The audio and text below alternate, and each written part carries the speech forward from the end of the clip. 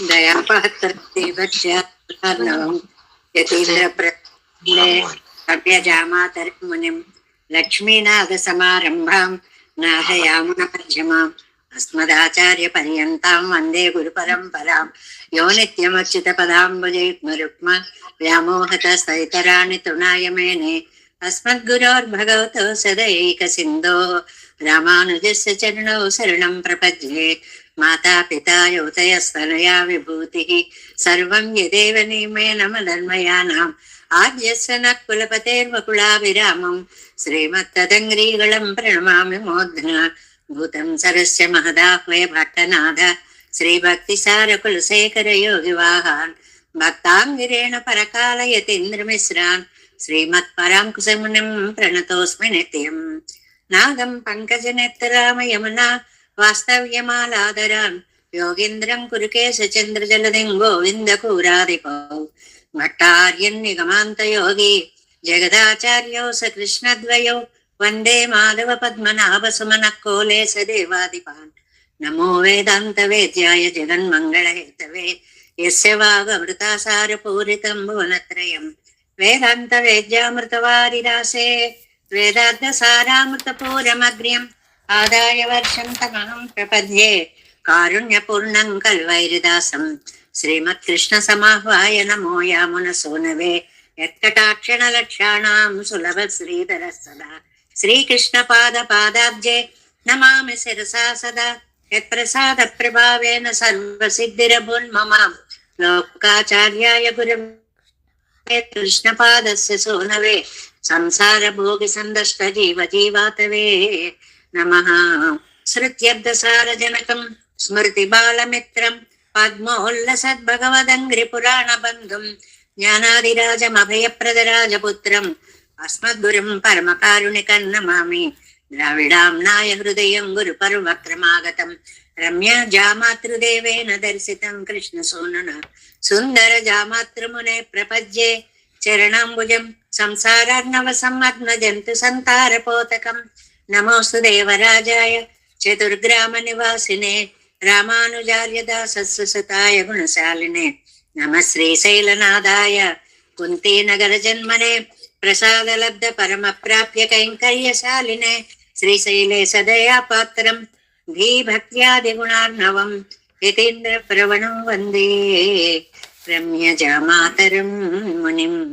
श्रीरङ्गसिंहगिरिदेशिकपादसेवा प्राप्ता किल द्रविडवेदरहस्यजातं श्रीगौतमान्वयजमाश्रितभागधेयं गोपालदेशिकमहं शरणं प्रपद्ये कौशिकान्वयसञ्जातं वेङ्कटार्यतनूभवं वेदान्ताचार्य सत्शिष्यं मुडेवर्लुमां भजे श्रीमद्वेङ्कटरङ्गार्यशिष्यं सत्शिष्यसेवदिं श्रीलक्ष्मणार्य विबुधं संश्रये देविदीप्तये ओमस्मद्गुरुभ्यो नमः।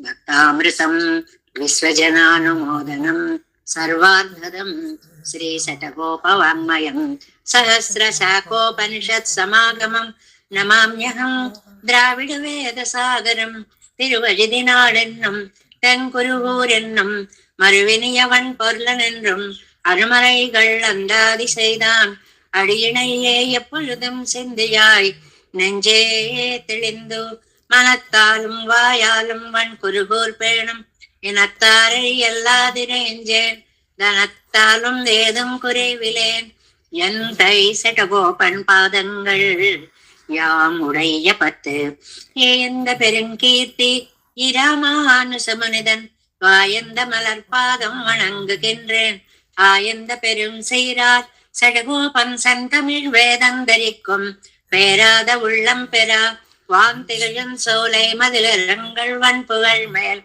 ஆன்ற தமிழ் மறைகள் ஆயிரமும் ஈன்ற முதல் தாழ் சடகோபன் மயம்பாள் வளர்த்த இதத்தாய் இராமானுசன் மிக்க விரை நிலையம் மெய்யாமுயர் நிலையம் தக்க நெறியும் தடையாகி தொக்கியிலும் ஊழ்வினையும் வாழ்வினையும் போதும் குருகை அருகோன் யாழினிசை வேதத்தில் நம்மாழ்வார் திவ்ய திருவடிகளே சரணம் எம்பெருமானார் திவ்ய திருவடிகளே சரணம் ஜீயர் திவ்ய திருவடிகளே சரணம் ఓం అస్మద్గురుభ్యో నమః. జై శ్రీమన్నారాయణ. భాగవత గోష్ఠికి దాసోహాలు సమర్పిస్తూ ఎంత కఠినమైన విషయాలనైనా కూడా అతి సులభంగా అలవోకగా అందరికీ అందించాలి అనేటువంటి ప్రయత్నం మన రామకృష్ణలో అడుగడుగునా కనిపిస్తూ ఉంటుంది. అవి అక్షర సత్యాలు. ఏమిటి? అభ్యాసం అంత కఠినం అనేటువంటి మాట 100 పాళ్ళు కష్టమే నిజంగా. ఆ కష్టాన్ని పైగా అది ఎవరి కవిత్వం వాళ్ళు రాసుకోవడం వేరండి. ఒక పూర్వం ఉన్నటువంటి గీతానికి అనుసరించి రాయడం అనేటువంటిది ఇంకా కష్టం కదా. కాబట్టి ఆ రాగంలో ఆర్చముల్లో తన భావాలను పెట్టి కొన్ని శాశ్వతమైన సత్యాలని ఇంకా మీరు నేర్చుకోవాలి నేర్చుకోవాలి నేర్చుకోవాలి. ఇందాక ఆవిడ అన్నట్లు వచ్చేసాయి కానీ అందరి ముందు చెప్పాలి అంటే ఏదో తెలియని టెన్షన్ వస్తుంది ఎవరికైనా సరే. మీరు నేను అని కాదండి, అందరికీ అనిపిస్తుంది. అది మన తప్పు కాదు. అది ఏంటంటే అతను అన్నట్టు నిద్రలలో లేపి అడిగితే చెప్పగలిగేంత అభ్యాసం అలా నోటికి వచ్చేయాలి. చదవక అవి కంఠస్థం వస్తాయి అనేటువంటి ఒక సందేశాన్ని మీకు అందించాలి అనేటువంటి ప్రయత్నం అతనిది. కాబట్టి చాలా మంది ముందుకొస్తున్నారు చాలా చక్కగా. ఆ తిరువారాధనలో 3 పాసురాలైనా నిజంగా ఎంత బాగా చదువుతున్నారండి. పూర్తిగా అతని ప్రేరణ వల్లనే ఇంతమంది ఇన్ని చక్కగా చదవగలుగుతున్నారు. అందరికీ తిరువాయిమొഴി అలా నోటికొచ్చేసేయాలి అనేటువంటి దివ్య సంకల్పంతో చేసిన ప్రయత్నం చాలా చాలా బాగుందని ఒకసారి అభినందిస్తూ రామకృష్ణుని ఇలాంటి ప్రోత్సాహకులు ఉంటేనే మరింతమంది నేర్చుకుంటారు, తయారవుతారు అనే తాపత్రయం ఈ గోష్ఠికి ప్రధానోద్దేశం. అది మీరందరూ గ్రహించారని అనుకుంటూ మనం శటగోపరందాదిలో చివరికి వచ్చేస్తున్నాము. కమ్మనాటాళ్వాన్ అనేటువంటి మహానుభావులు నమ్మాళ్వార్లని తమ యొక్క నాయకునిగా భావించి, నమ్మాళ్వార్లు ఎలాగైతే పెరుమాళ్ల విషయంలో తమ ప్రేమ భావాన్ని ప్రకటన చేసేటప్పుడు నాయకిగా, తమ కఠోరమైనటువంటి ఉపదేశాలను చెప్పేటప్పుడు తల్లిగా, అమ్మా నువ్వు ఇలాగే చెయ్యాలి అనేటువంటి సఖీభావంగా ఎలా మలచారో అలా పాసురాలన్నిటినీ కూడా తమ యందు అన్వయించుకుని మలచి మనకి అందించారు. అందులో మనం ఒక సౌందర్యం అనేటువంటిది, నాయక సౌందర్యము అనేటువంటిది నాయకుణ్ణి ఎంత బాధ పెడుతుంది అది పొందలేనప్పుడు అనేటువంటి దాన్ని ఇందులో ఈ పాసురంలో నాయిక కంబనాటాళ్వానుడు, నాయకులు భాగవతోత్తములందరూ అలా మలిచారు, కొంచెం విశేషం చేశారనమాట. వీళ్ళందరూ చూసి నమ్మాళ్వారే ఆయన మీకోసం ఎంత తప్పించిపోతున్నారో అని పురుషకారం చేసేటువంటి వాళ్ళు భాగవతులు అనే అర్థంతో ఒక అందమైన పాసురాన్ని మనకు అందించారు. 96వ పాసురంకి వచ్చాము. உண்டாட்டியலும் திருமாலுருவை உயர்த்தூலகை தொண்டாட்டிய வந்து தோன்றிய தோன்னுரை குருகூர் நண்டாட்டிய நங்கை நாட்டங்களால் இந்த நாட்டை எல்லாம் திண்டாட்டிய கண்கள் போல செய்யுமோ కయరీంగుగళే. అది పరమాత్మ అనేకమైనటువంటి అవతారాలు ఎత్తారు. ఆ అవతారాలన్నీ కూడా మోక్ష సాధకాలే అని నమ్మాళ్ళవార్లు మనకి తిరువాయిమొഴి అంతా చెప్తూ వస్తున్నారు. పైగా ఆయన ఇంకో విశేషం ఏం జోడిస్తున్నారు, పెరుమాళ్ళు ఏ అవతారం ఎత్తినా అది నా కోసమే అనేటువంటి ఒక భావాన్ని కూడా నమ్మాళ్ళవార్లు చెప్తున్నారు. అలాగా లోకాన్ని అంతటినీ భగవద్భక్తులుగా చేయడం కోసం అవతరించినటువంటి వారు నమ్మాళ్వారు అనేటువంటి విషయాన్ని మనం చాలా సార్లు చెప్పుకున్నాము. ఏమండి, ఏ విషయం అండి? సేమం కురుగయ్యో సెయ్య తిరుపార్కడలో నామం పరంకుశమో నారణమో సామం తుళవో ఒకళమో తోళి రెండో నాంగుమళవో పెరుమానుకు ఎండ్రుం. రోజు నిత్యపారాయణలాగా చేసుకోవలసినటువంటి ఒక శ్లోకంగా కమ్మనాటాజ్వాన్ లోకానికి అందించారనిపిస్తుంది. స్వామి, నీ నివాసం కురుకాపురా లేకపోతే క్షీరాబ్దా? నువ్వు నీ పేరు పరాంకుశలా లేక నారాయణలా? నీ మెడలో తులసిమాల లేక వకుళమాల? నీకు చేతులు 2 లేకపోతే 4? అంటే ఆ భావన ప్రకర్ష ఏం చేస్తోంది? ఆ విషయాన్ని ఇక్కడ తీసుకుని ఈ తిరుక్కురుగూరులో అవతరించినటువంటి ఆళ్వార్లు, ఆ ఆళ్వార్లు అనేటువంటి నమ్మాళ్వార్లు అనేటువంటి నాయకుని కోసం కమ్మనాటాజ్వాన్ అనేటువంటి నాయిక పడే తాపత్రయాన్ని చెప్తూ భాగవతోత్తములందరూ కూడా ఆహా ఏమి భక్తి ఏమి భక్తి అని. అంటే కమ్మనాటాజ్వాన్ అనే నాయిక, నమ్మాళ్వార్ల యొక్క భక్తులైనటువంటి దాసులు వీళ్ళు పరిశీలించి వీరి జ్ఞాన నేత్రాలకి చేపలెందుకు పోలిక సరిపోతాయండి? చేపలకు ఊరికే ఆకారమే తప్ప అంత జ్ఞానం ఉండదు. వీరి నేత్రాల్లో జ్ఞాన శక్తి విపరీతంగా ఉంది కాబట్టి సౌందర్యంలో పోలిక కూడా సరిపోదు. ఆ చేపలకి ఆకర్షించుకునే శక్తి లేదు. ఈ కళ్ళు ఒక్కసారి చూశారు అంటే అటువైపు ఆకర్షింపబడతారు అనేటువంటి, అంటే ఈ కమ్మనాటాజ్వాన్ భాగవతోత్తములకి సేవ చేయడమే నేను కంకణం కట్టుకున్నటువంటి పద్ధతి అనేటువంటి భావాన్ని, ఒక చక్కటి నాయికా భావాన్ని ఆరోపించుకొని చెప్పారు అనేటువంటి విషయాన్ని ఇవాళ పాసురంలో ఒక్క విషయం మనకి తెలిస్తే చాలు. పెరుమాళ్ల కోసం నమ్మాళ్వార్లు ఎంత ఆర్తి పడుతున్నారో, నమ్మాళ్వార్ల కోసం కమ్మనాటాజ్వాన్ అంత ఆర్తి పడుతున్నారు. కమ్మనాటాజ్వాన్ పరిస్థితిని చూసి ఆయన చుట్టూ ఉండేటువంటి లోకులు అయ్యో వీరింత పెరుమాళ్ల కోసం తపించిపోతున్నారే అని లోకమంతా బాధపడుతోంది అనేది సారాంశ అంశంగా ఈ పాసురానికి మనం చెప్పుకోవాలి. ఇలా కమ్మనాటాజ్వాన్ తిరువాయిమొഴി వైభవాన్ని మోక్షమాలగా అలంకార వల్లిగా అందంగా అందించారు కదా. అందులో నాలుగులో 5వ పాసురంలోకి మనం ప్రవేశించాం. 5వ పాసురం ఇవాళ అద్భుత పాసురం అండి. ప్రతి పాసురంకి ముందనే మాటే కదండి ఇది అద్భుత పాసురం, అద్భుత పాసురం. అలా కాదండి, ఒక్కొక్క పాసురంలో ఒక్కొక్క విలక్షణత్వాన్ని చెప్తున్నారు. ఇవాళ మనకి గీతా బోధ అన్నమాట. వ్యాఖ్యానం అంతా భగవద్గీతా బోధగా సాగుతుంది. అందుకని విలక్షణమైనటువంటి పాసురం అన్నా. ముందుగా పాసురం అనుసంధానం చేసుకుందాం.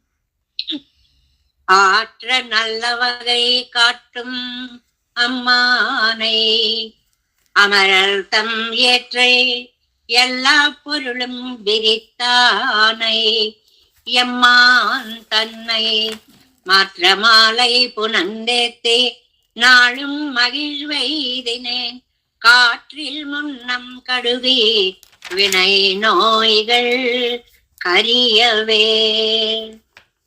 ఒక అర్జునుడికి గీతోపదేశం చేసేటప్పుడు ఎలా ఎలా మనస్సుని సమాధానపరుస్తూ తీసుకువెళ్ళాడో అలాగా పెరుమాళ్ళు ఆళ్వారి మనస్సును కూడా జాగ్రత్తగా తమ వైపు తీసుకువెళుతున్నారు.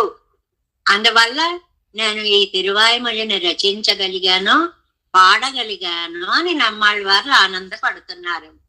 ఆట్ర నల్లవగై కాటుం, మనకి అర్థమయ్యేలాంటి పద్ధతిని చూపించాడు అని. అంటే పద్ధతులు ఎన్నో రకాలు ఉంటాయండి. చెప్పడం ప్రధానంగా చెప్పేశామా లేదా అమ్మయ్యా తుమ్మేశాం అయిపోయింది అనుకునే పద్ధతులు కొన్ని ఉంటాయి.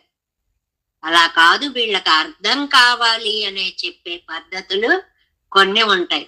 కృష్ణ పరమాత్మ చెప్పినటువంటి గీతోపదేశము అర్జునుడి యొక్క మనస్సుని మార్చడానికి శత విధాల ప్రయత్నం చేసి అతని మనస్సుని మార్చినటువంటి దివ్యోపదేశం. ఆచార్య హృదయంలో ఒక చోట అంటారు, గీతోపనిషత్ శఠగోపనిషత్తుగా అనుగ్రహించారు ఆళ్వారు అని. దీన్ని శఠగోప ఉపనిషత్తు అంటారండి. ఇందువల్ల గీతోపనిషత్ సారాన్ని ఇందులో నింపారు కాబట్టి అని ఆచార్య హృదయం యొక్క ఆ వైలక్షణ్యాన్ని అలా చెప్తారు అక్కడ. అమరర్థం ఏత్త నిత్య సూర్యుడు నిర్వాహకుడండి, సామాన్యుడు కాదండి. ఎల్లా పొరుళం విరిత్తానై భగవద్గీతలో అన్నీ చెప్పాడు. షట్కత్రయం అంటారు. ఆరేసి అధ్యాయాలని ఒక షట్కం అంటూ షట్కత్రయం, కర్మ జ్ఞాన భక్తి త్రయాలు 3 18 అధ్యాయాలలో సారాన్ని అందించాడు. యమ్మాన్ తన్నయ్య ఎంత ఉపకారం చేశాడండి. ఇవాళ జాతికి వేద సంప్రదాయంకి ఏది మీకు మనం ప్రమాణంగా తీసుకోవాలి అంటే భగవద్గీతని మించిన గ్రంథం లేదండి. అంత ప్రమాణత్వం. భగవద్గీత, బ్రహ్మసూత్రాలు ఇవన్నీ కూడా మనకి ప్రమాణమైనటువంటి గ్రంథాలు అని చెప్తారు అన్నమాట. అలాగా అమ్మానై వినయ్ నోయిగల్ కాతిల్ మున్నం కడుగి ఇవి చదువుకుంటూ ఉంటే మా పాపాలు గాలి కంటే వేగంగా పారిపోతున్నాయి, అంటే పాపాలు దూరం అవుతున్నాయి అని. కర్య అశీఘ్రంగా పోయేలాగా మా తమలై పునైందు. శబ్దం అర్థం ఏదో చెప్పాలి కాబట్టి దడ 40 లైన్లు అనేసామా? కాదండి. ప్రతి అక్షరంలో ఎన్ని విశేషార్థాలు. ఒక్కటి కూడా అనవసరమైన అక్షరము నోట్లో నుంచి రాదు. పునైందు ఏతి అలా నిర్మించి తిరువాయిమజిని స్తుతించి నాళ్ళు మగిళ్ళు ఎయిదినేన్ ప్రతిరోజు నేను ఆనందాన్ని పొందుతున్నాను. తిరువాయిమజి చెప్పినందుకు నమ్మాళ్ళవార్లు ఆనందించారు. నా ఉభయ విభూతులు పక్కన పెట్టాను, మీ తిరువాయిమజి నాకు ఆనందం అని పెరుమాళ్ళు ఆనందించారు. ఆ తిరువాయిమజిని చదివి భాగవతోత్తములందరూ ఆనందించి పలు విధాల వ్యాఖ్యానాలు రచించారు. ఆ తిరువాయిమజిని వినడానికి శ్రీరంగనాథుడు స్వయంగా శ్రీరంగ క్షేత్రంలో మండపంలో మనవాళ్ళ మామూళ్ళ ద్వారా తిరువాయిమజిని విన్నారు. ఆ తిరువాయిమజిని శాశ్వతీకరించడం కోసం మనకి అధ్యయనోత్సవాలు అనేటువంటి ఉత్సవాలని తిరుమంగయ్యాళ్వార్ల ప్రార్థనగా రంగనాథుడికి వినిపించి 4000 పెరుమాళ్ల సన్నిధిలో, మంగయ్య మన్నన్ సన్నిధిలో ఇవన్నీ చదివేలాగా ఏర్పాటు చేశారు. అంత సంప్రదాయానికి మూల గ్రంథం వెన్నెముక. అది మనం చదువుకోగలుగుతున్నామండి. ఎంత ధన్యులమో అనిపిస్తుంది అన్నమాట.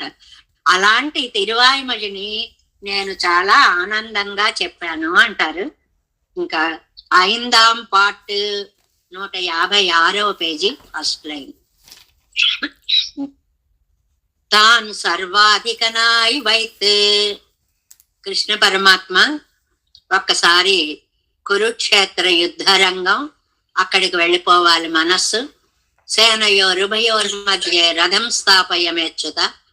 తీసుకెళ్ళు ముందుకి అన్నాడు. సరే తీసుకెళ్ళాడు. చూసేటప్పటికి దడలాడిపోయాడు. అందరికీ తెలుసున్నదే గీతోపదేశం ఎందుకు చేయవలసి వచ్చింది. గాంధీవం స్రంసతే హస్తాత్ త్వచ్చైవ పరిదహ్యతే వేపదుశ్చ శరీరేమే రోమహర్షశ్చ జాయతే. ఎంత పరిస్థితి వచ్చిందండి. చేతుల్లోంచి విల్లు కింద పడిపోయింది, చెమట్లు పట్టేస్తున్నాయి, వణుకు వచ్చేస్తోంది, కళ్ళలు నీళ్లతో నిండిపోతున్నాయి. ఆ పరిస్థితిలో పెద్ద ధర్మ సూత్రాలు చెప్పడం మొదలు పెట్టాడు. ఈ తాతయ్యలని, ఈ మేనమావలని, ఈ తండ్రులని, ఈ కొడుకులని, ఈ మనమలని, ఇలాగ రక్త సంబంధీకులందరినీ చంపి ఆ రక్తాన్ని నేను తినడం ఎందుకు, నాకు అక్కర్లేదు, హాయిగా మేము యుద్ధం మానేస్తాను అని అన్నటువంటి సందర్భంలో అర్జున విషాద యోగంతో భగవద్గీత ప్రారంభమైంది. 2 ఏడుపుల మధ్య భగవద్గీత అంటారు. చమత్కారాలు కదండి, సరదాలు. అశోచ్యానన్వశోచస్త్వం ప్రజ్ఞావాదాంశ్చ భాషసే గతాసు నగతాసుంశ్చ నాను శోచంతి పండితాః. అర్జున, అక్కర్లేని విషయంలో ఎందుకయ్యా ఏడుస్తావు? ఆ ఏడుపు అనేటువంటిది తీసుకుని సర్వధర్మాన్ పరిత్యజ్య మామేకం శరణం వ్రజ అహం త్వా సర్వ పాపేభ్యో మోక్షయిష్యామి మా శుచః. ఏడవకు.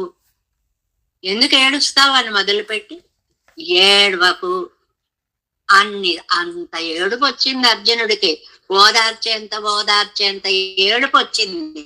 అయితే ఆ ఏడుపు 3 రకాలుగా వచ్చింది అంటారు వ్యాఖ్యానాల్లో. మొట్టమొదటి ఏడుపు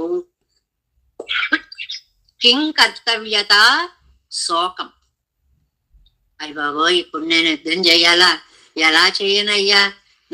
మాకు ఇంత బంధువులయ్యా, నన్ను కొడుకుల్లా పెంచినటువంటి తాతయ్యలయ్యా అని ఇప్పుడు నేను చెయ్యలేను. కిం కర్తవ్యత, ఏమీ చెయ్యలేని తనానికి అసహాయత చేత వచ్చే ఏడుపు మొదటి ఏడుపు.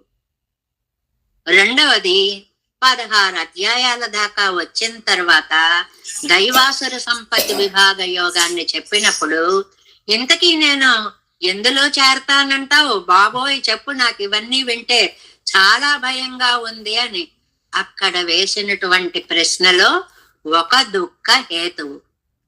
మూడవది అయిపోయిన తర్వాత యథేచ్ఛసి తథా కురు, నీకు ఎలా కావస్తే అలా చేసుకోవయ్యా అన్నాడు చివరి కృష్ణుడు. అయ్యో బాబా, ఇక్కడ దాకా వచ్చిన తర్వాత నీ ఇష్టం వచ్చినట్టు చేసుకొని నన్ను నడి సముద్రంలో వదిలేస్తే నేనేమైపోతాను? నిన్నే నేను ఆశ్రయిస్తున్నాను, నాకేమైనా చెప్పు అని 3వ ఏడుపు. ఇన్నిసార్లు ఏడ్చాడు. ఆ ఏడుపులకి అన్నిటికీ ఏడవద్దు అని మొదలుపెట్టి ఏడవద్దు అని పూర్తి చేసినటువంటిదే తిరువాయిమొഴി దివ్య భగవద్గీత అద్భుతమైనటువంటి ప్రబంధము అనేటువంటి దాన్ని, గీతా శాస్త్రము అనేటువంటి దాన్ని ఇక్కడ మనకి చెప్తున్నారు అన్నమాట. ఇక్కడ చూడండి, తాన్ సర్వాధికనాయి వైతు, తానా సర్వాధికుడు అర్జుననుకు సర్వార్థంగళయ్యం, అన్ని అర్థాలు చెప్పాడు. ఎలా చెప్పాడండి? సాత్మిక అరుళిచ్చైదా పోలే. అన్నప్రాసన నాడు ఆవకాయ అన్నం పెట్టారు కదండి, ఏం చేస్తారు? కొంచెం పాలని కాస్త రుచి చూపించి పాలతో అన్నాన్ని నలిపి సారాన్ని కొంచెం పెట్టి ఆ కాస్త అయిన తర్వాత ఏ కూరో కొద్ది రోజులు అయ్యాక నలిపి అలా అలా అలా కారాలో ఉప్పులో రుచిలో అలవాటు చేస్తారు. అలా ఒక్కసారి అర్జునుడికి ఇదిగో నీకు చెప్పేస్తున్నాను అంటే గొల్లుమంటాడు చంటివాడు జ్ఞానంలో ఇంకా. కాబట్టి సాత్మిక ఎన్ని నిజాలు చెప్పాడండి. ఇప్పుడు ఏమేం చెప్పాడో సారాంశంగా ఓవరాల్ గా మనం ఎప్పుడు చెప్పుకుంటాం అన్నమాట. ఎనక్కు తన్బడిగళై కాట, తన యొక్క ప్రకారాలన్నీ చెప్పి అనే మాటలో భగవద్గీతను చెప్పి అని అర్థం అన్నమాట. நான் என்னுடைய ప్రతిబంధకంగళ్ ఎల్లాం పోంబడి, అది వినేటప్పటికీ అర్జునుడికి సంశయాలు పోయాయో లేదో గాని నమ్మాళ్ళు వాళ్ళకి సంశయాలన్నీ పోయాయి. పెద్దలందరూ కూడా, మహానుభావులందరూ కూడా వాళ్ళ స్టేట్మెంట్స్ మనకి ఆదర్శాలు అంటారు. ఏమంటే వాళ్ళు చెప్తే గాని అర్థం కాదా? శాస్త్రాన్ని శాస్త్రంగా మీరు అర్థం చేసుకోలేరా అంటే అది కాదు. అంతటి పెద్దలు కూడా దైనందిన జీవితంలో నాకెక్కడ సంశయం వస్తే అక్కడ భగవద్గీతను తెరిచి చూస్తాను, సమాధానం దొరుకుతుంది అని మహాత్ములు అన్నారు అనేటువంటి మాటను చెప్పుకుంటాం కదా. అంటే భగవద్గీత శాశ్వతమైనది, దానికి కాలం యొక్క అవధి లేదు. సర్వకాల సర్వావస్థలలోనూ మనకి అందులో సమాధానాలు దొరుకుతాయి అని ఎలా చెప్పాడండి? ఊరికే 1-2 ఉదాహరణలుగా మనం ఒకసారి పరామర్శిద్దాం భగవద్గీతని. ధర్మక్షేత్రే కురుక్షేత్రే సమవేతాయుత్సవ మామక పాండవశ్చైవ కిమకుర్వత సంజయ. ఇక్కడండి ధృతరాష్ట్రుడు చెప్పాడు అంటే భాష్యకారులు వ్యాఖ్యానం రాస్తూ మనసాపి అందహ, వాడి కళ్ళు లేకపోవడం, శరీరంలో దృష్టి లేకపోవడం కాదు, అజ్ఞానం కూడా లేదు వాడికి, అండం అన్నమాట. కాబట్టి అలాంటి అంధుడు అడిగేటువంటి ప్రశ్న అనేటువంటిది అర్జున విషాద యోగంలో చెప్పేటప్పటికి కుతస్త్వా కస్మలమిదం, అయ్యయ్యో ఏమిటయ్యా ఇలా బాధపడతావు, భగవద్గీతను అంతా ఇప్పుడు చెప్పను, 700 శ్లోకాలు ఊరికే అలా అలా ఇక్కడ మనకు ఆ వాక్యాలు ఖచ్చితంగా అవే వచ్చాయి.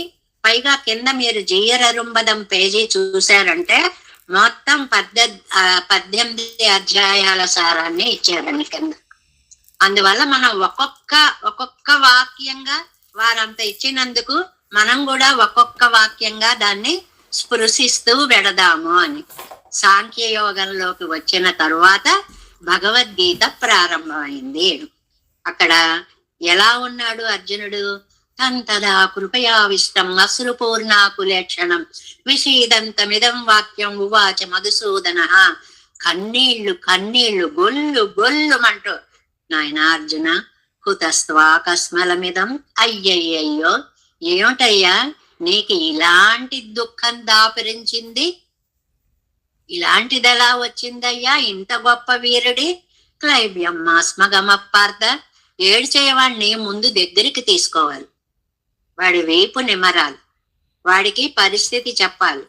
అందుకని ఏం చెప్తే ఇంతకాలం ఏం చేసావు, బుద్ధి లేదా, మరి అలాగే అవుతుంది అని మొదలు పెట్టాడు అనుకోండి ఉపదేశం, అవతల వినేవాడికి వినాలనిపిస్తుందండి. అందువల్ల ఎంత బాగా నహి కళ్యాణ కృత్ కశ్చిత్ దుర్గతిం తాత గచ్చతి. తాత తండ్రి అర్జున ఇలారా నాయన, క్లైబ్యం మాస్మగమపార్థ, నాయన దుఃఖపడకు, నై తత్వయుపపద్యతే, నీలాంటి వీరుడికి అది తగినటువంటిది కాదయ్యా అని. మరైతే నన్ను ఏం చెయ్యమంటావు అని అడిగాడు. అడిగితే అప్పుడు గీతాబోధని ప్రారంభించాడు. రా అశోచ్యానన్వశోచస్వం ప్రజ్ఞావాదాంశ్చ భాషసే గతాసూన గతాసూంశ్చ నాను శోచంతి పండితాః. అక్కర్లేని విషయాలకి ఏడుస్తున్నావు, కావలసిన విషయంకి ఏడవట్లేదు. ఈ ఆత్మ ఏమిటి, దీన్ని ఎలా తరింప చేయాలి, దానికి ఏడవాలి నువ్వు. అది ఏడవడం లేదు, వీళ్ళని ఎలాగా వాళ్ళని ఎలాగా అంటూ ఏడుస్తున్నావు. నీకు నేను యథార్థాన్ని చెప్తాను విను అంటే వెంటనే అయితే నీకు కర్మయోగం, జ్ఞానయోగం, భక్తి యోగం అనేవి ఉన్నాయ్యా అనంటూ ఒక్కొక్కటే మొదలు పెట్టాడు.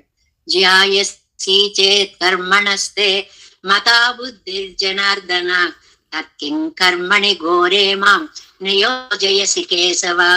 ఏమిటో కృష్ణ నువ్వు చెప్తున్నావు గాని కాసేపు జ్ఞానయోగం అంటావు, కాసేపు కర్మయోగం అంటావు, కాసేపు భక్తి యోగం అంటావు. నాకు ఏది చెయ్యాలో కొంతమంది అండి 2 విషయాలు చెప్పి నీ ఇష్టం వచ్చింది చేసుకో అంటే నిర్ణయించుకోలేరు. ఇలా చెయ్యంటే అలా చేస్తారంతే. కొంతమందికి 10 ఇచ్చినా అందులో ఒకటి సెలెక్ట్ చేసుకోగలుగుతారు. కొంతమందికి ఆ సెలక్షన్ అనేది తెలియదు. అది ఆ బుద్ధిని బట్టి శక్తిని బట్టి ఉంటుంది అన్నమాట. వ్యామిశ్రేణైవ వాక్యేన బుద్ధిం మోహైసి. అబ్బా మిక్స్ చేసేస్తున్నావయ్యా కర్మ అని జ్ఞానం అని అంటే, నాయన అలా కాదు. లోకేస్మిన్ ద్వివిధా నిష్ఠా పురా ప్రోక్త మయా అనగా, నాయన కర్మయోగం వాళ్ళు కర్మ చేస్తారు, జ్ఞానయోగం వాళ్ళు జ్ఞానం చేస్తారు అని. ఆహా ఇది ఎప్పటిదేంటి అన్నాడు. అంటే జ్ఞానయోగం 4వ యోగంలో చెప్పడం మొదలు పెట్టాడు. ఇమం వివస్వతే యోగం ప్రోక్తవానహమవ్యయం వివస్వాన్ మనవే ప్రాహ మనురిక్ష్వాకవే అబ్రవీత్. ఇదిగో పూర్వం నేను దీన్ని సూర్యుడికి చెప్పాను, సూర్యుడు మనువుకి చెప్పాడు, మను ఇక్ష్వాకుడికి చెప్పాడు. ఇలా చెప్తుంటేట ఈయనకి ఒక మొలక నవ్వు వచ్చింటాడు అర్జునుడికి. కొట్టు కొట్టు నీ ఇష్టం, నువ్వే చెప్పినా నేను నమ్మేవాడిని ఉన్నాను కాబట్టి సరే అయితే చెప్పు అని. పైగా ఎలా ఏమని అడిగట, అపరం భవతో జన్మ పరం జన్మ వివస్వత కథమేతద్విజానీయాం త్వమాదౌ ప్రోక్తవానితి. మరి చెప్తున్నావే, నువ్వు చూస్తే ఇప్పటి వాడివి, ఎప్పుడో సూర్యుడు అంటావు, మనం అంటావు, ఇక్ష్వాకుడు అంటావు, ఏమయ్యా నువ్వు ఆయనకి చెప్పావా అని నవ్వకుండా నవ్వాడంటారు వ్యాఖ్యానంలో. నవ్వకుండా నవ్వడం ఏమిటండి? నవ్వితే కదా నవ్వొస్తుంది. నవ్వకుండా నవ్వడం. ఓ నువ్వు సూర్యుడికి చెప్పావు, ఎలాగమ్మా? అంతే. అందులో ఎంత లోపల వ్యతిరేక భావం ఉందో ప్రశ్నలో తెలుస్తుంది. ఓరి పిచ్చివాడ, బహూని మే వ్యతీతాని జన్మాని తవ చార్జున తాన్యహం వేద సర్వాణి నత్వం వేత్త పరంతప. నాయన, నీకు అనేక జన్మలు గడిచాయి, నాకు అనేక జన్మలు గడిచాయి, కానీ నేను ఎందుకు వచ్చానో నీకు తెలియదు. పరిత్రాణాయ సాధూనాం వినాశాయ చ దుష్కృతాం ధర్మ సంస్థాపనార్థాయ సంభవామి యుగే యుగే. యదా యదా హి ధర్మస్య గ్లానిర్భవతి భారత అభ్యుత్థానమధర్మస్య తదాత్మానం సృజామ్యహం. ఆయన, నాకు నీకు పోలికేమిటయ్యా? నేను ఎప్పటి వాడిని, ఎప్పటి నుంచి, ఎలా వచ్చానో, ఎన్ని జన్మలెత్తానో నాకు తెలుసు. నేను కావాలని సంకల్ప జ్ఞానం చేత వచ్చిన వాడిని కాబట్టి. నువ్వు కర్మానుభవం కోసం వచ్చినటువంటి వాడివి, నీకు ఎక్కడ ఏముందో ఎలా తెలుస్తుంది అని. అప్పుడు అడిగాడు, సరే బానే ఉంది, మరి జ్ఞానం చెప్పావు, కర్మను వదిలేయమంటావు, కర్మ సన్యాస యోగం అంటావేమిటయ్యా బాబు? సన్యాసం కర్మణం కృష్ణ పునర్యోగంచ సంససి యచ్ఛ్రేయేతయోరేకం తన్మే బ్రూహి సునిశ్చితం. ఏమంటావు? 2వ అధ్యాయంలో కర్మ అంటావు, తర్వాత ఏదో జ్ఞానం అంటావు, ఇంకా 4 అధ్యాయాల్లో ఇలా చెయ్యంటావు, అలా చెయ్యంటావు. నాకు ఏది చెయ్యాలో అది చెప్పవయ్యా బాబు. ఎన్ని చెప్తే నాకు జీర్ణించుకునేటువంటి శక్తి లేదు. ఓహో, అలా అంటావా?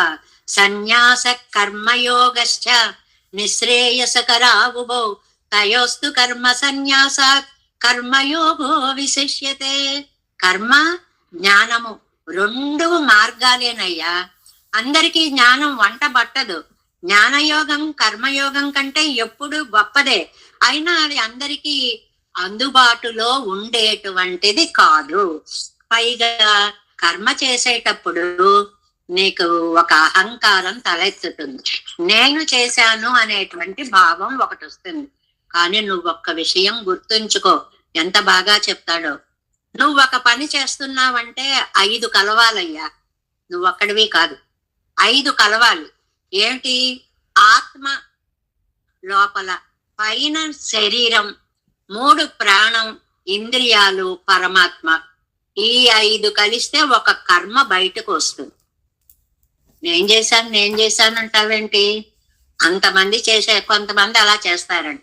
10 మంది ఒక పని చేస్తే నేను చేశానని పైకొచ్చి చెప్పేసుకుంటారు. చేసిన వాళ్ళందరూ పోతారు. ఇలాంటి లక్షణాలు ఉంటాయి లోకంలో కొన్ని. అలాగే నువ్వు ఒక్కడివి ఏం చేయడం లేదు, ఇన్ని కలిస్తే నువ్వు ఒక పని చేయగలుగుతున్నావు. కాబట్టి ఆత్మ సంయమ యోగం నువ్వేం చేయాలి? ఆత్మ యొక్క వాస్తవ జ్ఞానము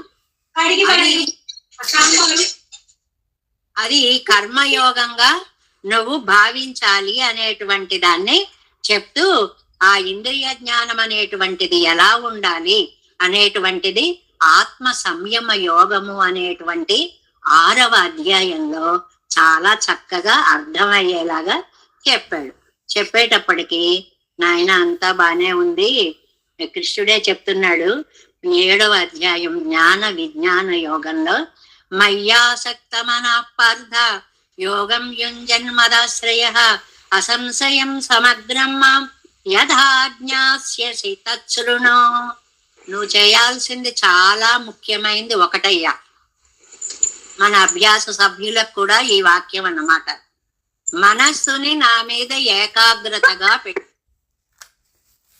మనం కూడా మన మనస్సుని పాసురాల మీద ఏకాగ్రతగా పెట్టాలి. అప్పుడు అది వచ్చి తీరుతుంది అంటున్నాడు అనమాట.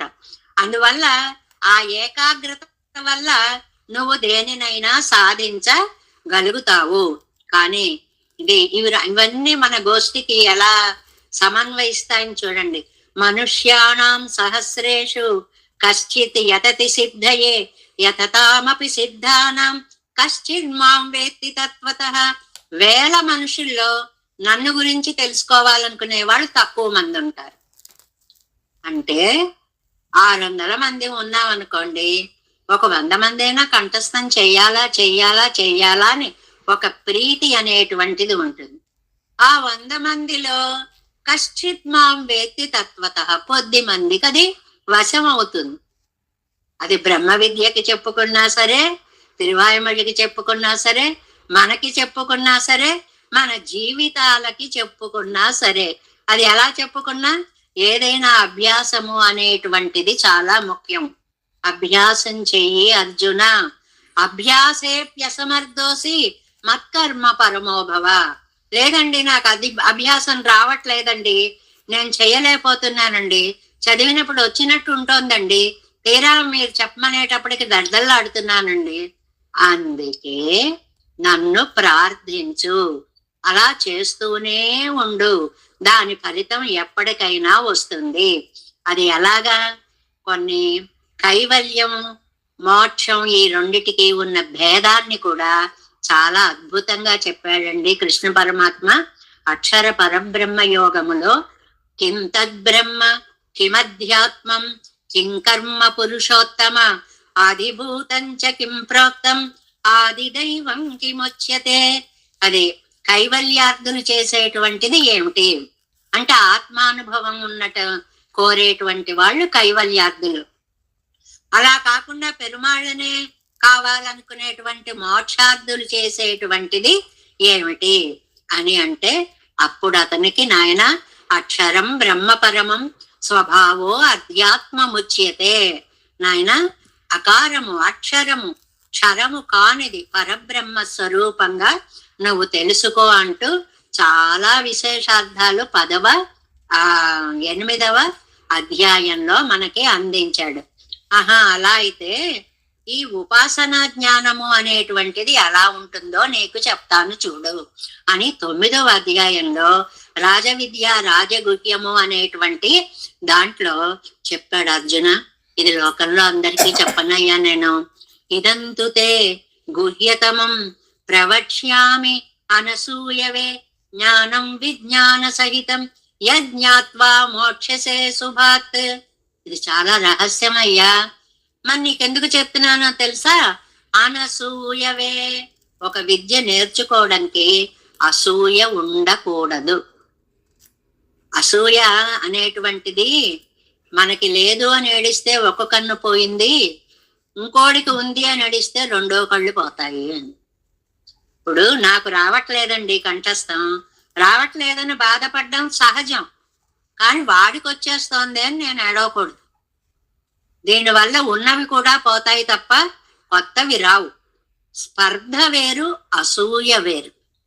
అసూయని నువ్వు దూరం చేసుకో. అలాంటి వాడివి కాబట్టే నేను నీకు అద్భుతమైనటువంటి రాజవిద్యని చాలా రహస్యమైనటువంటి దాన్ని నేను నీకు చెప్తున్నాను అనేటువంటి దాంట్లోనే మనకి ఈ 9లో 2 విశేష పాసురాలు చెప్తారండి. పత్రం పుష్పం ఫలం తోయం యో మే భక్త్యా ప్రయచ్చతి తదహం భక్త్యుపహృతం అస్నామి ప్రయతాత్మన. అద్భుతమైనటువంటి శ్లోకం అండి. పైకి అర్థాలు వేరు. ఇది ఒక 2-3 గంటలు ఉపన్యాసంగా చెప్పేవారు పెద్దలు అన్నమాట. ఒక పత్రం ఆకియ్యి, పువ్వియ్యి, పుష్పం, ఒక పండియ్యి, కాసిన నీరియ్యి, ఏది ఇచ్చినా భక్త్యా ప్రయచ్చతి. నువ్వు ఎన్ని సౌకర్యాలు ఇంట్లో పెట్టుకున్నా కరెంట్ కనెక్షన్ లేకపోతే అవేం పనిచేయవు. భక్తి అనేటువంటిది నీకు ఆ కనెక్షన్ లాంటిది. మనస్సుని భగవంతుడి యందు పెట్టు. సరే రోజు ఇన్ని పూలు, రోజు ఇన్ని ఆకులు, ఇన్ని నీళ్లు, ఇవి కాదండి అర్థం. 15వ అధ్యాయంలో నేను చెప్తాను ఏంటి. ఊర్ధ్వమూల మదశ్చాకం అశ్వత్థం ప్రాహురవ్యయం ఛందాంసి యస్య పర్ణాని యస్తం వేద స వేదవితు. వేదం అనే చెట్టుంది, ఆ వేదం కొన్న ఆకులు ఇవ్వాలి నువ్వు నాకు అంటే వేద పఠనం చేయాలి, వేదార్థాలని గ్రహించాలి, ఉపనిషత్ సారాంశాలను తెలుసుకోవాలి. సరే పుష్పం ఇస్తా, అహింసా ప్రథమం పుష్పం, పుష్పమింద్రియ నిగ్రహ, సర్వభూత దయా పుష్పం, క్షమా పుష్పం విశేషత, జ్ఞానం పుష్పం, తప పుష్పం, ధ్యానం పుష్పం, తథైవ చ సత్యం అష్టవిధం పుష్పం విష్ణో ప్రీతికరం భవేత్. నీలో అలవర్చుకోవలసినటువంటి అద్భుతమైనటువంటి గుణాలు ఒక బొకే నాకు ఇయ్యి, అది పుష్పము అంటే. పండు ఇవ్వాలి, ఓకే ఇచ్చేస్తాను, శబరిచ్చింది కదా అలాగే నాకు చేత అయినట్టు ఇస్తాను. ఈ పండు కాదు, యత్కరోషి యదస్నాసి యజ్జుహోషి దదాసి యత్ యత్తపస్యసి కౌంతేయ తత్కురుష్వమదర్పణం. నువ్వేది చేస్తున్నావో ఆ ఫలాన్ని నాకు ఇవ్వాలి, ఆ ఫలితాన్ని నాకు ఇవ్వాలి. సరే నీరు ఇవ్వాలి, నీళ్లు కూడా మంచివి దొరకవనుకోండి అందరికీ మనకి పవిత్రమైన జలాలు కావాలి, బావిలోంచి తోడి తిరువారాధన చేద్దామంటే ఎక్కడ దొరుకుతున్నాయండి? ఆ ట్యాంక్ నీళ్లే బావులు, నదులు, కృష్ణా, గోదావరి, కావేరి, తామ్రపర్ణి అని ఇలా ఇలా ఇలా అనుకోవడం, దానిలోంచే తీసుకోవడం. జలం ఇస్తామండి అని, అబ్బే ఆ జలం కాదండి, బద్ధేనంజలిన నతేన శిరస గాత్రై సరోమోద్గమై కంఠేన స్వరగద్గదేన నయనేన ఉద్గీర్ణ బాష్పాంబున. కళ్ళల్లోంచి వచ్చే ఆనంద జలాన్ని ఇవ్వాలయ్యా. ఇలాంటి అర్థాలన్నీ అద్భుతంగా ఆ శ్లోకంలో. మన్మనాభవ మద్భక్తో మద్యాజీ మాన్నముస్కురు మామే వైశ్యసి యుక్త్వైవం ఆత్మానం మత్పరాయణ. ఇది నన్నే ఆశ్రయించు, నన్నే ఆశ్రయించు, నా మీదే దృష్టి పెట్టు, నీకు తప్పక నేను లభిస్తాను అనేటువంటి దాన్ని చెప్పాడు. అలా చెప్పినప్పుడు నిజంగా నువ్వంత గొప్పవాడివా కృష్ణ? అలా అయితే ఒక్కసారి నీ రూపాన్ని నాకు నువ్వు చూపిస్తావా? మన్యసేయది తచ్చక్యం, 11వ అధ్యాయం. మన్యసేయది తచ్చక్యం మయా ద్రష్టుమతి ప్రభో యోగేశ్వర తతో మేత్వం దర్శయ ఆత్మానం అవ్యయం. అబ్బా అంత గొప్పవాడైతే నేను చూడొచ్చు అని నువ్వు అనుకుంటే, నేను చూడగలను అని నువ్వు అనుకుంటే, అబ్బే నువ్వెక్కడ చూడగలవయ్యా? దివ్యం దదామితే చక్షు, నీకొక జ్ఞాన నేత్రాన్ని ఇస్తాను. ఏదండి నేను ఏదైనా చూడగలను అంటే ఎదురుకుండా ఉన్న మట్టే మనకి కనపడడం లేదు, భూతద్దం పెట్టి చూస్తే ఎన్ని కనపడతాయో సైన్స్. అలాంటిది నువ్వు నా రూపాన్ని ఎక్కడ చూస్తావు? దివ్యం దదామితే చక్షు అనేటప్పటికీ ఒక జ్ఞాన నేత్రాన్ని ప్రసాదించాడు. ఏమి రూపం అండి! అనేక వక్త్రనయనం, అనేకాద్భుత దర్శనం, అనేక దివ్యావరణం, దివ్యానేకోద్యతాయితం, దివ్యమాల్యాంబరధరం, దివ్యగంధానులేపనం, సర్వాశ్చర్యమయం దేవం అనంతం విశ్వతోముఖం. విరాట్ రూపాన్ని ఎలా చూపించేశాడు అంటే అడిలిపోయాడు అర్జునుడు. అయ్య బాబోయ్ అని అంటే అప్పుడు చెప్తున్నాడు, నాయన భక్తి యోగంలోకి వచ్చి ఏవం సతతయుక్తా ఏ భక్తాస్వాం పర్యుపాసతే ఏ చాప్యక్షరమవ్యక్తం తేషాంకే యోగ విత్తమా. ఆహా, ఎవరు జీవాత్మ స్వరూపాన్ని ఎవరు ఉపాసిస్తారు, ఎవరు నిన్ను పరిపూర్ణంగా ఉపాసిస్తారు అంటే కైవల్యార్థులు, మోక్షార్థులు, వాళ్ళలో ఉండేటువంటి భేదాలు నాకు చెప్పు అని అంటే ఒక 33 గుణాలతో కూడినటువంటి అద్భుతమైనటువంటి ఈ భక్తి యోగ సారాన్ని అంతటిని కూడా తుల్య నిందాసు తిర్మౌని సంతుష్టో ఏనకేనచిత్ అనికేత స్థిరమతికి భక్తిమాన్ ప్రియనియో మే ప్రియోనరా ఏతు ధర్మ్యామతమిదం యథోక్తం పర్యుపాసితే శ్రద్ధదానా మత్పరమాః భక్తాస్తే తేవి మే ప్రియాః అంటూ అద్భుతమైనటువంటి భక్తి యోగం. ఎందుకు భక్తి యోగాన్ని మనం పారాయణ చెయ్యాలి అదొక్కటైనా అని అంటారు అంటే 39 వరములకు సెన్నో అని 33 అని అన్నప్పుడు ఆ 33 దివ్య గుణాలను భక్తి యోగంలో ఒక్కొక్క శ్లోకంలో మనకి వివరిస్తూ వెళ్ళాడు. కాబట్టి భక్తి యోగము అనేటువంటిది చాలా అద్భుతమైనటువంటి యోగంగా మనకి చెప్తారు అని.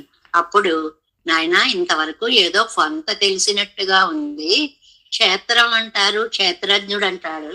ఏమిటో ఈ పదాలన్నీ నాకేం అర్థం కాదయ్యా మరి అంటే 13లో ప్రకృతిం పురుషం చైవ క్షేత్రం క్షేత్రజ్ఞమేవ చ ఏతద్వేదితుమిచ్చామి జ్ఞానం జ్ఞేయం చ కేశవ. ప్రశ్న బయలుదేరాలండి. ఒక ప్రశ్న వేస్తే చెప్పేవాళ్ళు 100 చెప్తారు. అసలు వింటున్నారో తెలియదు, వినలేదో తెలియదు, అర్థమైందో తెలియదు, అర్థం కాలేదో తెలియదు. అయితే మంచిగా అనుకోవాలంటే ఆ పరిస్థితికి 2 కారణాలు. ఒకటి చాలా అర్థమైపోయి ఆత్మానుభవంలో మునిగుండపోవడం.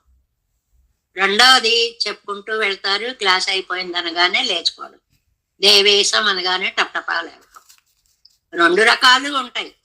అనుభవంతో కూడినది ఉంటుంది.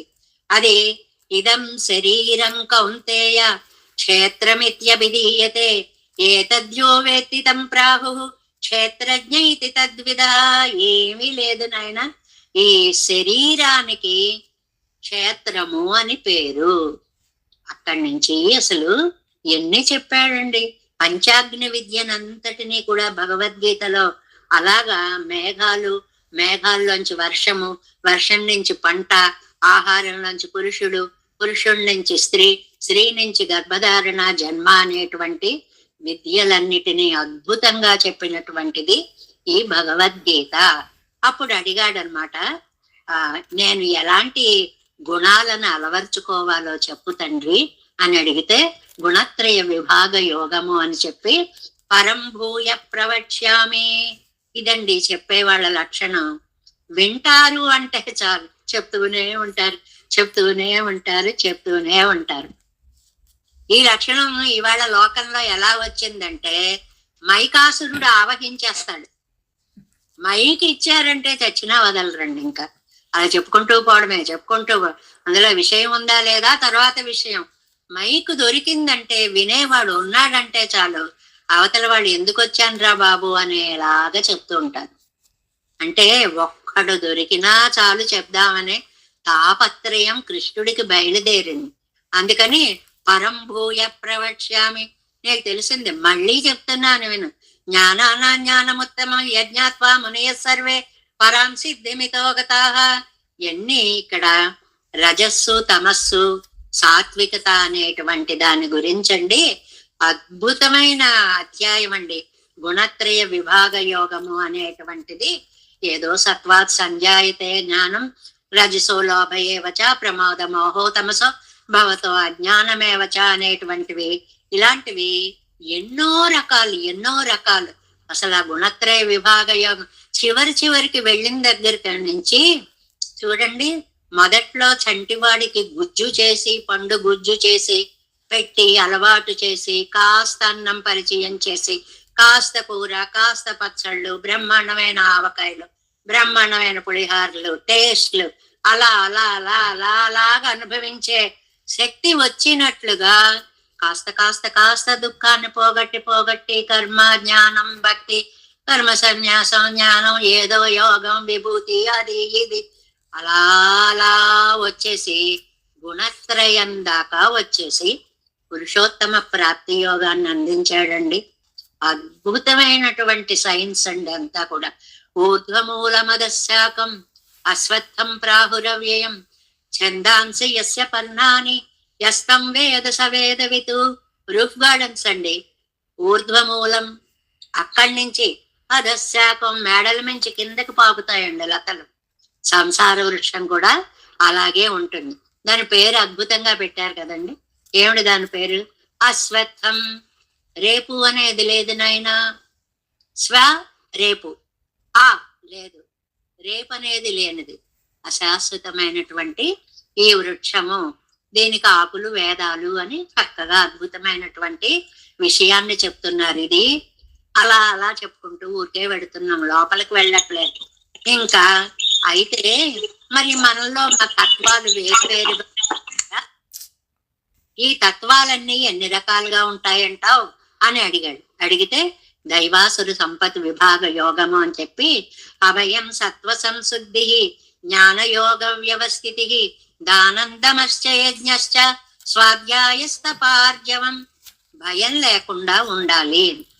ఎవరైనా ఉన్నామండి మనలో భయం అనేది లేని వాళ్ళు ఉన్నారా? రకరకాల భయాలు. అవి సంసారానికి సంబంధించిన భయాలు, వ్యాధులకి సంబంధించిన భయాలు, ఆస్తులకి సంబంధించినటువంటి భయాలు. నిజం చెప్తే ఏమవుతుందో, ఎవరేం చేస్తారో అని ధర్మాన్ని కాపాడలేని పిరికితనంతో కూడిన భయాలు. మన చుట్టూ భయాలే, భయ ప్రపంచంలోనే మనం బతుకుతున్నాము. భయం లేకుండా ఉండు. నువ్వు చేసేదేదో చాలా హాయిగా స్వచ్ఛంగా చేయడానికి ప్రయత్నించు. అంటే ఎంత శ్రద్ధగా చేయాలంటావు? అబ్బో, శ్రద్ధ అనేది 3 రకాలుగా ఉంటుందయ్యా. శ్రద్ధాత్రయ విభాగ యోగం అంటారు 17వ అధ్యాయాన్ని. ఏ శాస్త్ర విధిముత్సృజ్య యజంతే శ్రద్ధయాన్వితా తేషాం నిష్ఠాతు కా కృష్ణ సత్వమాహో రజస్తమః. ఏమయ్యా, శాస్త్రం ఉంది, శ్రద్ధ ఉంది. ఈ రెండిటిలో ఏది ముఖ్యం? శ్రద్ధే ముఖ్యం.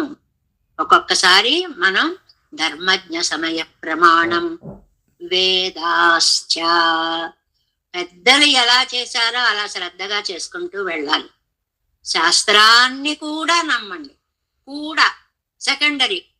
మన పెద్దలు, మన సంప్రదాయాన్ని మనం పాటించుకుంటూ వెళ్ళాలి అనేటువంటి ఈ శ్రద్ధ త్రయ విభాగంలో త్రివిధ భవతి శ్రద్ధ దైహినాం సా స్వభావజ సాత్వికీ రాజసీ చైవ తామసీ చేతి తాం శృణు అని. ఏమి అద్భుతమైనటువంటి ఒక దానం చేయాలి. ఆ దానం చేయడం దాతవ్యమితి యద్దానం దీయతే అనుపకారణే దేశే కాలే చ పాత్రే చ తద్దానం సాత్విక స్మృతం. ఏమి కోరకు, మళ్ళీ వాడు నాకేమిస్తాడో అని ఆశించకు. వాడికి ఇవ్వలేకుండా ఉండలేనయ్యి, దాన్ని సాత్విక దానం అంటారు.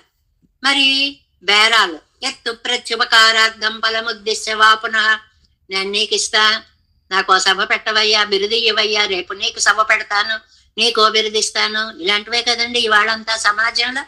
దీయతే చ పరిక్లిష్టం తద్ రాజసం ఉదావృతం అదేశకాలే యద్దానం అపాత్రేభ్యశ్చ దీయతే అసత్కృతం అవజ్ఞాతం తత్తామసముదాహృతం. ఎంత భయంకరమైనటువంటివో ఉన్నాయి అనేటువంటిది అన్ని ఒక చాలా విషయాలు చెప్పాడు 17వ అధ్యాయం. ఈ 14, 15, 16, 17 ఈ షట్కం ఉంటుంది చూడండి. అబ్బా, జీవితాన్ని మలచుకోవడానికి మనం అందులో కనపడేలాగా మనకి ప్రతిబింబంగా ఎలా మార్చుకోవచ్చు మనం. ఇంకప్పుడు 18లోకి వచ్చేసి మోక్ష సన్యాస యోగము. సన్యాసస్య మహాబాహో తత్వమిచ్చామి వేదితుం త్యాగస్య చ హృషీకేశ పృథక్కేసి నిషూదన. సన్యాసము, త్యాగము, ఈ రెండిటికి ఉండేటువంటి యథార్థ స్వరూపాలు ఏమిటి చెప్పమని అడిగాడు. సన్యాసం అంటే ఆశ్రమం తీసుకోవడం కాదండి. సతి న్యాసం, పరమాత్మయందు నీ బుద్ధిని నిలుపుట సన్యాసం. అలా చేస్తే గృహస్థు కూడా సన్యాసే. అలా కాకపోతే ఒత్తులు మారుతాయి అన్నారండి. సన్నాసి అవుతాడు. వాడేమో సన్యాసి అవుతాడు, వీడేమో సన్నాసి అవుతాడనమాట.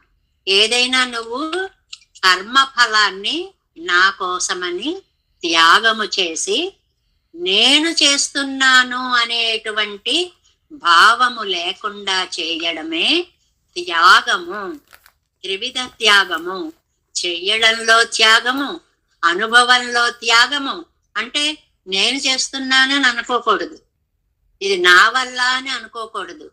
నేను కాబట్టే ఇంత గొప్పది, ఇంత బాగా జరిగింది అనే ఫలాన్ని కూడా తన వల్ల అనేటువంటి మాటని పొరపాటున కూడా అనుకోకూడదు.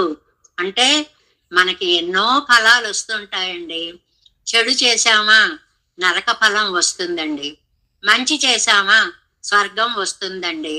లేదు, రెండు కలిసాయా ఏదో ఈ జన్మలో చక్కగా ఉంటూ సుఖ దుఃఖాలు అనుభవించేటువంటి ఒక ఇది వస్తుంది. ఈ 3 ఫలాలు కూడా నువ్వు కర్మ ఫలాన్ని విడిచిపెట్టకపోతే నీకు రావు. అదే అంటారు, అనిష్టం ఇష్టం మిశ్రంచ త్రివిధం కర్మణ ఫలం. ఇవన్నీ కలిసే ఉంటాయి. జీవితాలే అంతండి, ఎప్పుడు కష్టాలు ఉండవు, ఎప్పుడు దుఃఖాలు ఉండవు. రెండూ కలిసి అలాగా ఒక ప్రయాణము చేస్తూ ఉంటాయి అనేటువంటి మాటని అద్భుతమైనటువంటి భావాలతోటి ఈ 18వ అధ్యాయంలో మనం పడేటువంటి ఫలితాలు, పడేటువంటి కష్టాలు కూడా ఎత్తదు అగ్రే విషమివ పరిణామే అమృతోపమం. నువ్వు కష్టపడాలి అంటే ఇది అభ్యాసానికి మనం అన్వయించుకుంటామండి. అగ్రే విషమివ చదువుతుంటే అబ్బా చచ్చినా రావట్లేదండి బాబో, ఎంత కష్టంగా ఉన్నాయో. అగ్రే విషమివ పరిణామే అమృతోపమం. చదవగా హాయ్ వచ్చేసిందే, భలే వచ్చేసిందే, అమృతంలా అనిపిస్తుంది. తత్ సుఖం సాత్వికం ప్రోక్తం.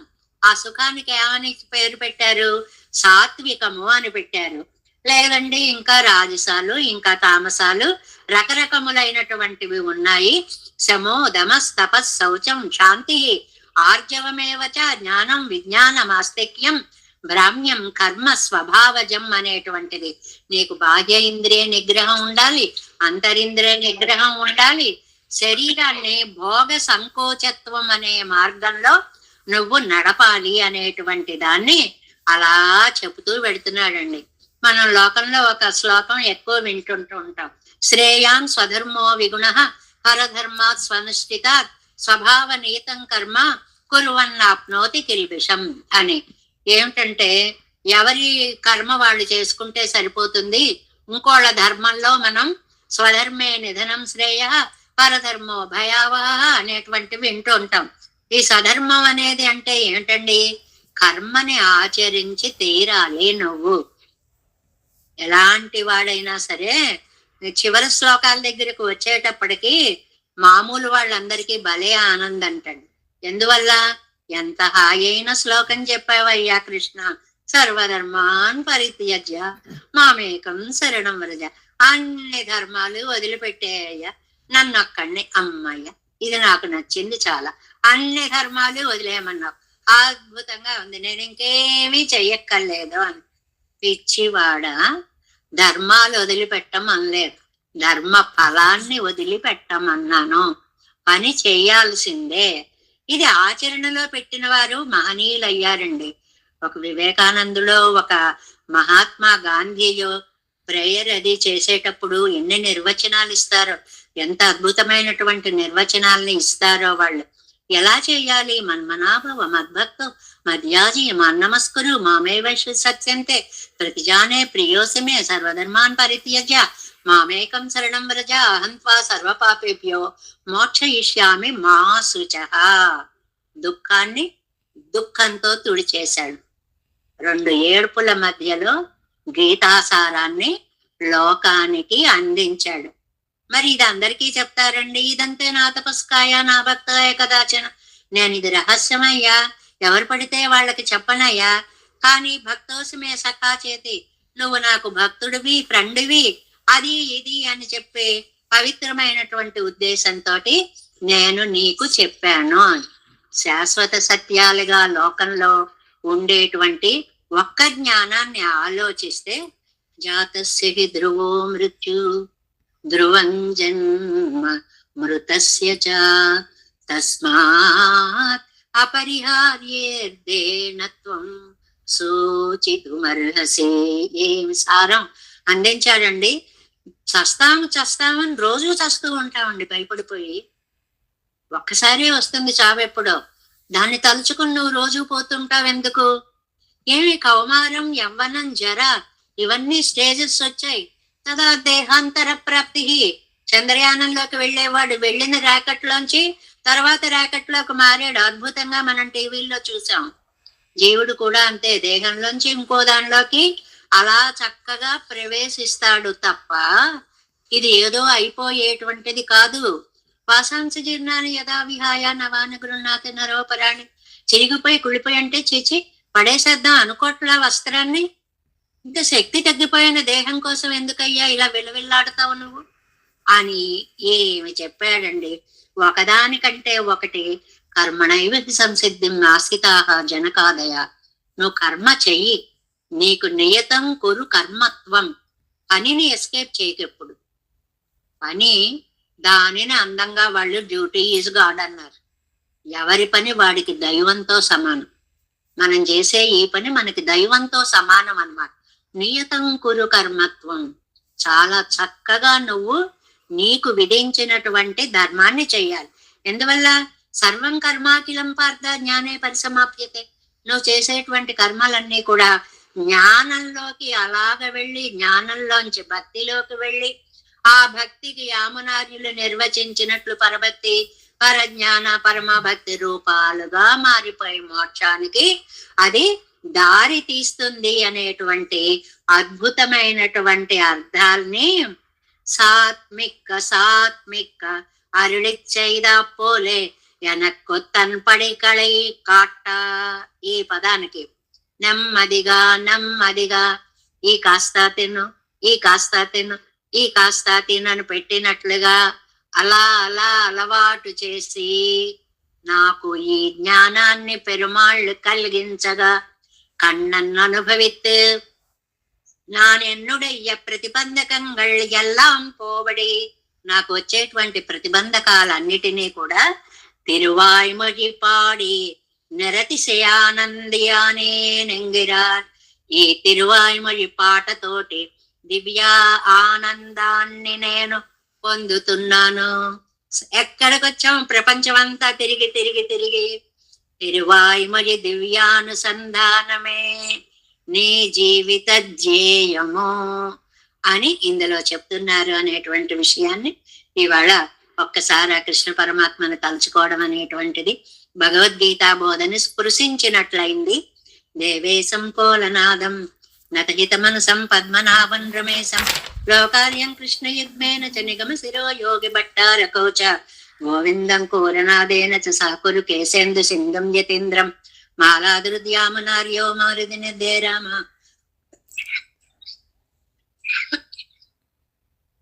பத்மாட்சநாதான் திருவருண்மால் சேன முதலீசடு கோபன் நாதமனு சீரியக்கொண்டார் மணக்கால் நம்பி சென்றாமாள வந்தார் குருமாலாதரர் குறுகை பிறார் கம்பாமிதிராசர் கோவிந்தர் கூரேசர் பட்டர் வேதாந்தமனே இருகண்டர் கம்புடைய நம்பிள்ளை இவர் ஈழத்தற்கே எந்த மாதவர் கற்பனாபரிவரல்லாளர் திருவடியுன்ற தேவ பெருமாள் கை கொண்டருள் திருமலையாழ்வார் பதங்கள் முன்னென்னோள் சேர்ந்தனவே நமோசு தேவராஜா చతుర్గ్రామ నివాసనే రామానుజారిదాస సుతాయ గుణశాలినే నమ శ్రీశైలనాథాయ కుంతీనగర జన్మనే ప్రసాద లబ్ధ పరమ ప్రాప్య కైంకర్యశాలినే శ్రీశైలేశ దయాపాత్రం దీత్యాది గుణార్ణవం నితేంద్ర ప్రవణం వందే రమ్య జామాతరం మనే வாழ் திருவாமலை பிள்ளை மாதவ வாழ்வாழும் மனவாழும் வாழியவன்மாரம் திருவாமலை பிள்ளை மாலத்தோர் தேரும்படி உரைக்கும் சேர் శ్రీరంగ సింహగిరిదేశిక పాద సేవ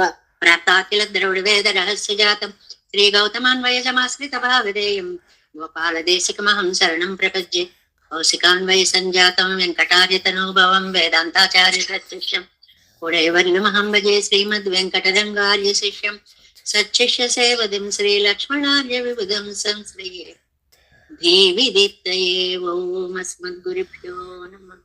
జై శ్రీమన్నారాయణ.